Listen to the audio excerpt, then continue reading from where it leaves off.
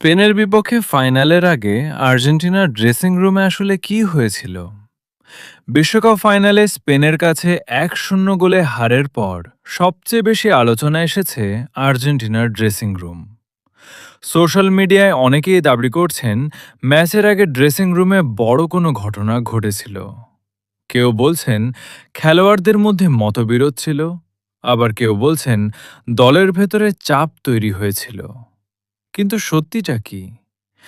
এখন পর্যন্ত কোনো নির্ভরযোগ্য সূত্র বা ফিফা নিশ্চিত করেনি যে ড্রেসিং রুমে ঝগড়া বা বড় কোনো সমস্যা হয়েছিল।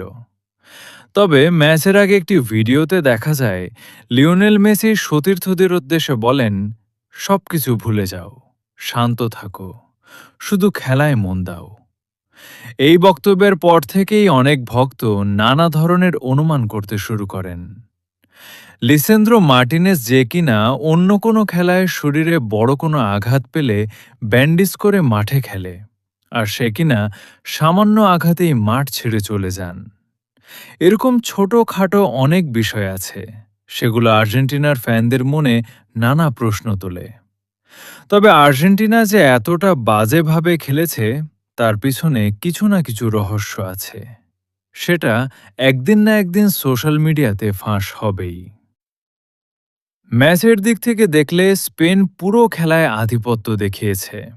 আর্জেন্টিনা খুব কম সুযোগ তৈরি করতে পেরেছিল, আর অতিরিক্ত সময়ে এনজো ফার্নান্দেজ লাল কার্ড দেখার পর দল আরও চাপে পড়ে। কেউ কেউ বলছে যে রেফারি স্পেনের পক্ষে ছিল, আবার কেউ কেউ বলছে ডোনাল্ড ট্রাম্প স্পেনের সাথে হাত মিলিয়েছে, কিন্তু এর কোনো স্পষ্ট প্রমাণ নেই।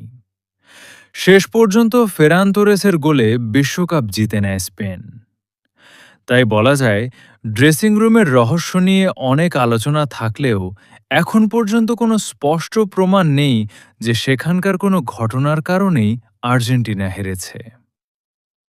আপনার মতে আর্জেন্টিনার হারের আসল কারণ কী ছিল? কমেন্টে জানাতে ভুলবেন না।